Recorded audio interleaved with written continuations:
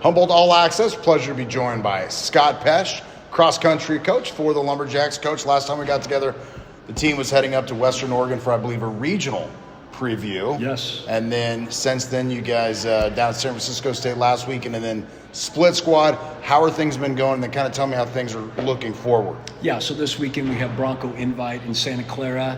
The gentlemen who don't make the conference team, which will be in 2 weeks over in Chico, will be racing at the Bronco in Santa Clara. But season's going good. I mean, we're getting faster every week that we race. And we had some early injuries that we haven't been able to kind of get them up and racing. But everybody who's been with us since day one, they're ready to go, JB. So we couldn't ask for anything better. It's going well. I'm a big football guy, so it's got to be nice. Unlike the 49ers, you guys are injury-free. How nice is that? Because pick your sport. It's hard to be this deep in the season and not be dealing with injuries. Yeah, we've been real careful. A lot of cross-training. We do a lot of pull workouts.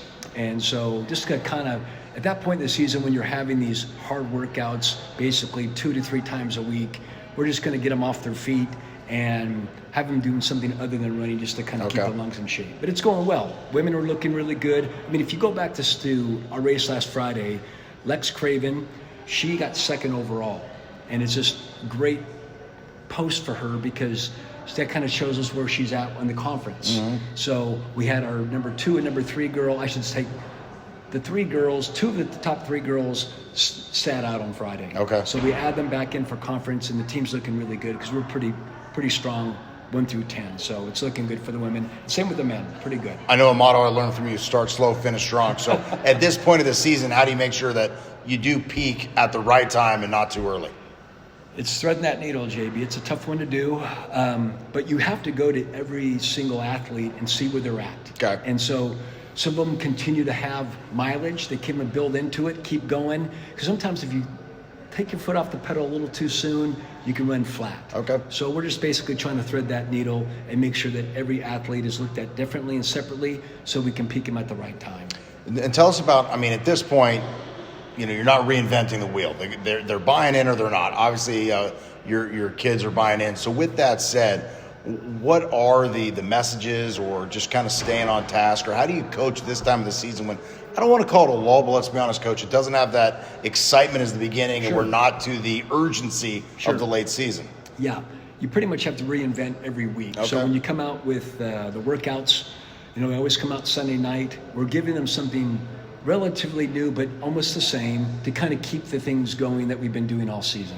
So to answer your question, we will just simply go out there and we'll do tempo runs on the new bike trail to kind of keep up their VO2 max and get the aerobic capacity going. But also we need to sharpen their speed by doing shorter stuff like either at the Health Sport grass fields or at the Arcata Marsh. But you're trying to mix things up, make sure the long runs are somewhere different, just so that they can kind of keep themselves, I guess, present relative to where they're at. But You don't want to get bored, right? You want to get bored.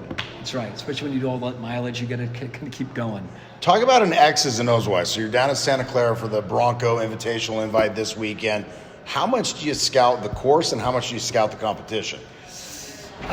You basically get your competition done before you get down to the course. And then you also do course management with your team before you head down there. So we might get a visual up with an Google aerial, and we'll just kind of take a look at it.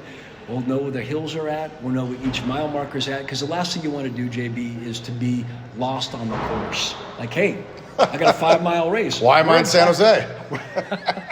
Where am I at? Hey, the Sharks play tonight. But they might be at mile 3, and knowing at that point in time where they're at in the course to go the last 2 miles, that's kind of where you want to have a sense of what you're doing. But we kind of do that stuff before we actually get there. All right, Western Oregon, you got a chance to see that one. So what did you learn from that track that you can take with you when you see it for regionals? Yeah, we ran that really well, and we got there the day before to actually run it and do some strides on it. But on that course, it had multiple loops, right? That's how these cross-country courses are, multiple loops, so spectators can see them more and more.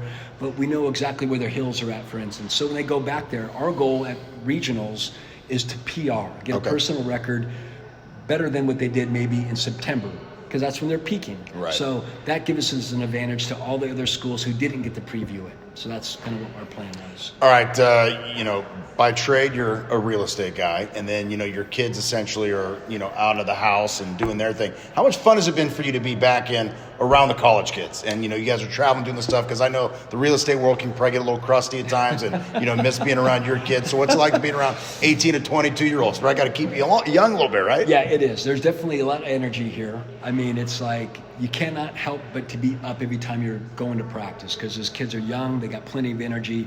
And my wife and I are empty nesters, but we're enjoying it. Yeah. We're having a good time. We're filling our time, but no, the kids are a lot of energy. We're having a lot of fun with it, and to some extent, it's like I'm taking all that knowledge I had the first time I coached, and you get to bring it and fast forward it to now. It's been a good experience. I could take all the mistakes I made, right, and all the good things, and you just kind of wrap them all and put them on a bow, and here you go. But I have that experience now that I can really. I'm just coaching different, JB. It's coaching different with more experience, and I think the team's really. I think we're doing well. I love it. Well, hey, good luck this weekend, and we'll talk to you again before regionals. Coach Pesch, appreciate your time. All right, thanks, JB. Scott Pesch right here, Humboldt All-Axess.